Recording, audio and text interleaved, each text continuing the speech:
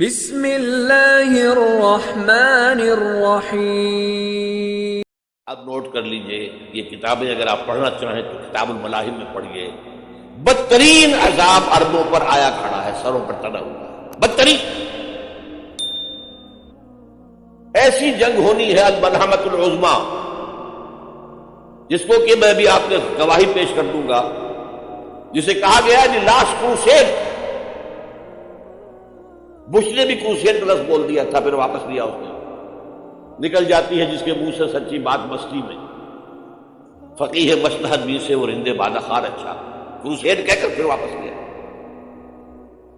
یہ کروسیڈ، اس کے اوپر جس قدر نقصان ہونا ہے عربوں کا، گریٹر اسرائیل بنے گا، یہ عراق، شام، اردن، سعودی عرب کا کچھ شمالی علاقہ، ترکی کا جنوبی علاقہ، مصر کا صحرائے سینا، اور اس کے ساتھ ہی جو بہترین اس کا زرخیز ترین علاقہ ڈیلٹا آف نائل، یہ سب یہودیوں کے قبضے میں جائے گا۔ اس کو حدیث میں کہا گیا الملحمۃ العظمیٰ۔ عیسائی 80 علم لے کر مسلمانوں کے اوپر حملہ آور ہوں گے، اور ہر علم کے نیچے 12,000 فوج ہوگی، 9.5 لاکھ فوج۔ یہ نیٹو کی تیاری کس کے لیے ہو رہی ہے؟ جب USSR کا خاتمہ ہوا تو پوچھا گیا تھا نیٹو چیف سے، اب کس لیے؟ تمہارا وہ دشمن تو ختم ہو گیا، اب ہمیں اسلامک فنڈامنٹلزم سے نمٹنا ہے۔ وہ جانتے ہیں خطرہ یہی ہے، اب اسلام ابھر سکتا ہے، مسلمانوں کے سینوں کے اندر وہ آگ ہے، اوپر خاکستر آ گیا ہے، تم پہ اٹھانا بیٹھنا، یہ اندر تو انگارہ ہے، اوپر سے راکھ ہے، اس سے دھوکہ نہ کھا جانا ان کے دلوں کے اندر۔ اور بش نے کہا تھا مسلمان چاہتے ہیں کہ ہسپانیہ سے لے کر انڈونیشیا تک نظام خلافت قائم کریں، اور میں حیران ہوا تھا کہ اس کمبخت کو ہسپانیہ کا خیال کیسے آ گیا؟ ہمیں تو کبھی آتا ہی نہیں، اب ہم تو بھول گئے، وہ تو 500 برس پرانی بات ہے جبکہ وہاں سے ہمیں نکال دیا گیا تھا۔ اگرچہ اقبال نے کہا تھا ہے ارض فلسطین پہ یہودی کا اگر حق، ہسپانیہ پر حق نہیں کیوں اہل عرب کا؟ ہسپانیہ میں تو 800 سال حکومت کی مسلمانوں نے، اور ابھی 500 برس ہی گزرے ہیں نا۔ یہودی تو ارض مقدس سے 2000 سال نکالے گئے، انہیں لا کے آباد کیا گیا، عربوں کے سینے میں خنجر بھونک دیا گیا۔ وہ چھوٹا سا ملک جو چاہتا کرتا، کوئی پوچھنے والا نہیں۔ امریکہ جیسے اپنے بیٹے کی حفاظت کرے ویسے کرتا ہے، اور حضور نے فرمایا ہے وہ جنگ جب ہوگی تو ایک باپ کے اگر 100 بیٹے ہوں گے تو 99 ختم ہو جائیں گے، ایک بچے گا۔ یہ حدیث ہے، حدیث ہے صحیح۔ اور آپ نے فرمایا ویل للعرب من شر قد اقترب، عربوں کے لیے ہلاکت ہے، عربوں کے لیے بربادی ہے اس شر سے جو قریب آ چکی ہے۔ اور آج جس طرح انہوں نے ان کی تہذیب کو اختیار کر لیا، دبئی جا کر دیکھیے، بدترین مغربی معاشرہ جو ہے وہ دبئی کے اندر ہم نے قائم کر کے دکھا دیا۔ اب سعودی عرب اس راستے پر بڑھ رہا ہے، اور اس کے بعد نمبر 2 پر جو ہے ہم پاکستانی ہیں۔ لیکن میں اس کے وہ پہلی بات جو کہہ رہا ہوں وہ تو یقینی ہے، اس میں تو احادیث صحیحہ موجود، اگرچہ اس کے بعد پانسا پلٹے گا، پھر حضرت مہدی کا ظہور ہوگا، حضرت عیسیٰ کا نزول ہوگا، اور وہ گریٹر اسرائیل گریٹر گریو یارڈ بنے گا یہودیوں کا، ایک ایک یہودی قتل ہوگا اور دفن ہوگا۔ یہ بات میں ہونا ہے، میں پہلی بات میں فرض کر رہا ہوں۔ وہ پانسا پلٹے گا جب پلٹے گا، ابھی جو سامنے ہے وہ کیا ہے؟ جس ملحمۃ العظمیٰ کہا حضور نے، جسے آرمگیڈون کہتے ہیں عیسائی۔ آرمگیڈون کی اگر کہیں جا کر آپ دیکھیں گے، آپ ڈکشنری میں مان لیجیے کہ کیا لکھا ہے، a very big war which will be fought between the forces of evil and good before the end of this world۔ اس دنیا کے خاتمے سے پہلے خیر اور شر کی قوتوں کے درمیان بہت بڑی جنگ ہوگی۔ ارمجدون اسے کہتے ہیں عربی میں، اور ارمگڈون اسے کہتے ہیں انگریزی کے اندر، اور یہ بائبل کی آخری کتاب کے اندر ہے، جو اس میں کہ مکاشفات یوحنا، ریولیشن آف سینٹ جان. یہ تو میں کہہ رہا ہوں یقین کے ساتھ، اور زیادہ دور نہیں آیا چاہتا ہے.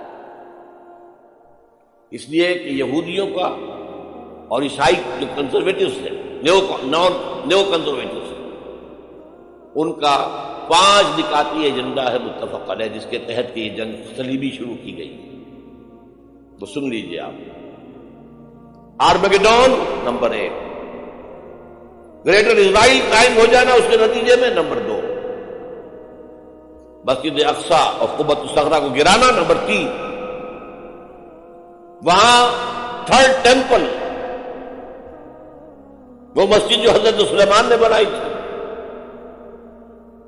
1000 قبل مسیح میں، پھر برباد کی تھی نیبوکدنیزر نے، دوبارہ بنائی گئی، پھر دوبارہ ختم ہوئی 70 عیسوی تک گری پڑی ہے. ان کا خانہ کعبہ گرا ہوا ہے 70 عیسوی سے لے کر آج تک. ایک دیوار ہے ویلنگ وال، جہاں جاتے ہیں روتے ہیں پیٹتے ہیں ماتم کرتے ہیں، وہاں وہ بنے گا تھرڈ ٹیمپل. اور نمبر 4، اس میں لا کر رکھا جائے گا تخت حضرت داؤد کا. یہ تخت کہاں ہے اس وقت؟ یہ لندن شریف کے اندر جو ان کی پارلیمنٹ کا جو چرچ ہے، ویسٹ منسٹر ایبے، اس میں رکھا ہوا ہے. ایک پتھر تھا جس پر بٹھا کر حضرت داؤد کی تاج پوشی ہوئی، پھر حضرت سلیمان کی ہوئی، پھر وہ پتھر رکھ دیا گیا جب حضرت سلیمان نے بنایا ہیکل مسجد اقصی، وہاں رہا وہ. ہر بادشاہ جو تھا یہودی اسی کے اوپر بٹھا کر اس کی تاج پوشی ہوتی تھی. سن 70 میں ٹائٹس نے گرایا اسے ہیکل کو، وہ پتھر لے گیا، وہاں سے روم گیا، روم سے آئرلینڈ گیا، آئرلینڈ سے اسکاٹ لینڈ آیا، اسکاٹ لینڈ سے انگلینڈ آیا، اور اب وہ رکھا ہوا ہے 14ویں صدی عیسوی سے آج تک. وہ ویسٹ منسٹر ایبے میں رکھا ہوا، ایک کرسی کی سیٹ میں اسے بنا دیا گیا ہے تخت کی شکل. اب انگریزوں میں کوئی ملکہ ہو، کوئی بادشاہ ہو جس کی بھی تاج پوشی ہوگی اس میں ہو. یہ لا کر رکھا جائے گا تھرڈ ٹیمپل، اور اس پر یہودیوں کے خیال کے مطابق ان کا مسیحا آئے گا جو مسیح دجال ہوگا. عیسائیوں کے خیال کے مطابق حضرت عیسیٰ آئے گی، وہ ہمارا بھی خیال ہے حضرت عیسیٰ آئے گی علیہ السلام. بہرحال یہ تو بعد کی بات ہے. اس وقت جو میں عرض کر رہا ہوں عربوں پر بہت بڑا عذاب، اور پاکستان کا معاملہ البتہ یہ ہے، میں یقین سے نہیں کہہ سکتا. ہینگنگ ان دی بیلنس، ہو سکتا ہے اللہ تعالیٰ ہم پر رحم فرمائے، ہو سکتا ہے، اگرچہ اسی کی شرائط ہے. چمن کے مالک اگر بنا لے موافق اپنا شعار، اب بھی چمن میں آ سکتی ہے پلٹ کر چمن سے روٹھی بہار، اب ہو سکتا ہے. اور یہ بھی ہو سکتا ہے کہ اللہ تعالیٰ نے معجزانہ طور پر ہمیں ملک دیا، ہم نے اللہ سے بدعہدی کی، وعدہ خلافی کی، غداری کی، لہذا سزا دی جائے اور ہم سے یہ ملک چھین لیا جائے. It's just possible. دور نہ سمجھے، اس انہونی بات نہ سمجھے. جو گھیراؤ ہو رہا ہے آپ کے مغرب میں نیٹو فورسز اور مشرق میں بھارت فورسز، بھارتی فورسز گدھوں کی طرح بیٹھے ہوئے انتظار کر رہے ہیں پاکستان اور ڈسٹیبلائز ہو جائے، یہاں اور بدامنی ہو جائے. اب لاہور میں پھر آج دھماکے ہو گئے ہیں. 2 دن پہلے کا دھماکہ میں سہ کے آیا ہوں، ہم آپ کے سامنے بیٹھا ہوں. وہ جانے بچی ہیں جو ہماری اکیڈمی کا حشر ہوا، میں آپ کو نہیں بتا سکتا. یہ سارا کیوں ہو رہا ہے؟ تاکہ یہاں بدامنی ہو جائے اور ہمیں جواز مل جائے. مغرب سے نیٹو فورسز داخل ہو جائیں، مشرق سے بھارتی فورسز آ جائیں، اور ہمارے ایٹمی دانت توڑ کر اور پھر ہمیں بھارت کے سامنے ڈال دیا جائے. نو ڈو ایز یو لائک. یہ ان کا نقشہ ہے. ہوگا کیا؟ وہ اللہ جانتا ہے. ہوگا وہ جو اللہ چاہے. لیکن اللہ کا چاہنا جو ہے وہ کس پر منحصر ہے؟ یہاں انقلاب برپا کرو، یہاں اسلام لاؤ. اگر دھندوں میں لگے رہو گے تو وہ خود بخود نہیں آ جائے گا انقلاب. صحابہ نے جانیں دی تھی، کتنی تکلیفیں اٹھائی تھی. 12 برس تک مکی دور کے اندر با نشہ درویشی در ساز و دمادم زن، جو پختہ شبی خدرا بر سلطنت جم سن. یوم طائف یاد ہے؟ جو حضرت عائشہ فرماتی ہے کہ میں نے پوچھا تھا حضور سے کہ یوم احد سے زیادہ سختی بھی آپ پر کبھی آئی؟ یوم احد پر کیا ہوا تھا؟ تلوار کا وار پڑا تھا آپ کو چہرہ مبارک، یہ جو رخسار کی ہڈی ہے اس کے اندر وار گیا ہے، اوپر خود کی 2 کڑیاں تھیں وہ اس میں گھس گئیں، 2 دندان مبارک شہید ہوئے۔ وہ خود کی کڑیاں ایک صحابی نے اپنے دانتوں سے پکڑ کر کھینچنے کی کوشش کی، دانت نکل گئے، وہ نہیں نکلے، کیا جتن کر کے نکالی گئی ہوگی تو خون کا فوارہ آیا، اتنا خون گیا ہے کہ آپ بےہوش ہو گئے، گر گئے، اور مشہور یہ ہو گیا کہ آپ کا انتقال ہو گیا، شہادت ہو گئی۔ یہ سیرت کبھی پڑھی ہے؟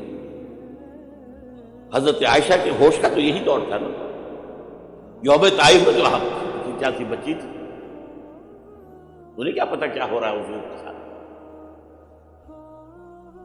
3 دن تک حضور مکے کی گلیاں اور وہاں کے اوباش لوگ پتھراؤ کر گئے تھے اس امید میں کہ شاید وہاں کا کوئی سردار ایمان لے آئے، تو یہاں تو ابو طالب بھی فوت ہو گئے، یہی دنیاوی سہارا تھا، خاندانی سہارا تھا ابو طالب کے ذریعے، اور گھر میں ایک دلجوئی کرنے والی رفیقہ حیات تھی، وہ بھی، ان کا بھی انتقال ہو گیا۔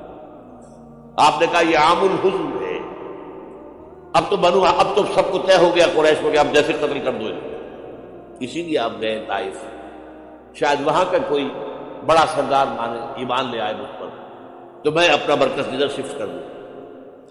تینوں سے ملے ہیں، تینوں نے وہ جواب دیے ہیں، نکل جاؤ یہاں سے، میں تمہارے ساتھ بات بھی کرنے کو تیار ہوں۔ اچھا، تمہارے سوا کوئی نہیں ملا تھا اللہ کو نبی بنا کر بھیجنے کے لیے؟ دیکھو جاؤ، میں بات نہیں کرنا چاہتا، ہو سکتا ہے میں بے عزتی کر بیٹھوں، واقعی تم اللہ کے نبی ہو تو میں مارا جاؤں گا، جاؤ جاؤ جاؤ۔ یہ سلوک محبت کے ساتھ ہوا، اور پھر چھوکروں کو، اسٹریٹ ارچنز جنہیں آپ کہتے ہیں، اشارہ کیا تھا، خبر لو ان کو، پتھراؤ ہو رہا ہے، ساتھ کوئی ہے نہیں، ایک آدمی سے، زید ابن حارثہ۔ اب سامنے سے پتھر آ رہے ہیں تو حضرت زید آگے آ جاتے ہیں، ڈھال بنتے ہیں، مجھے لگے پتھر حضور کو لگے، اب پیچھے سے آ رہے ہیں، چاروں طرف سے تو ڈھال نہیں بن سکتا، جسم لہو لہا، خون جا کر جوتیوں میں جم گیا، حضرت اتر نہیں دی۔ پھر وہاں سے واپسی میں جو دعا مانگی ہے، اللہم الیک اشکو ضعف قوتی وقلت حیلتی وہوانی علی الناس، اے اللہ تیری جناب میں فریاد لے کر آیا ہوں اپنی قوت کی کمی کا اشکر، قبر دوری ہو جائے۔ اور جب صحابہ کدالیں چلا رہے ہیں تو کیا کہہ رہے ہیں؟ نحن الذین بایعوا محمدا علی الجہاد ما بقینا ابدا، اللہم لا عیش الا عیش الاخرہ۔ صحابہ کہتے تھے ہم وہ لوگ ہیں جنہوں نے محمد سے بیعت کی ہے کہ جہاد کرتے رہیں گے جب تک جان میں جان نکل جائے تو بات ہو، جان ہے، چاہے ابھی بھوک سے کمر دوڑی ہوئی جا رہی، جان تو ہے۔ اور ایک دفعہ کہتے تھے اللہم لا عیش الا عیش الاخرہ، اللہ عیش، زندگی تو آخرت کی زندگی ہے۔ اور حضور فرماتے تھے، حضور کے بیٹھے ہوئے نہیں تھے گاؤں تکیہ لگا کر، پتھر اٹھا کر خندق میں سے جا کر باہر پھینک رہے تھے۔ جب صحابہ کہتے ہیں اللہم لا عیش الا عیش الاخرہ، حضور فرما رہے ہیں فاغفر للانصار والمہاجرہ، اے اللہ ان انصار اور مہاجرین کی مغفرت فرما۔ پھر حضور کی خدمت میں کچھ لوگ آئے، حضور اب یہ فاقہ ناقہ میں برداشت ہو گیا، دیکھیے ہم نے یہ پتھر باندھے ہوئے ہیں۔ حضور نے کرتا اٹھا کر دکھایا، وہاں 2 پتھر بندھے ہوئے۔ یہ ہے سیرت نبی۔ آپ کس چیز کو سیرت نبی سمجھتے ہیں؟ بہرحال اس موضوع پر میری ایک کتاب ہے منہج انقلاب نبوی، کہ انقلاب کیسے آیا تھا۔ اگر دل میں ذرا بھی آرزو پیدا ہو گئی ہو کہ اللہ قبول کر لے مجھے قبول کر لے اس کام کو، تو وہ کتاب آپ کے لیے مسٹ ہے، اس کا پڑھنا۔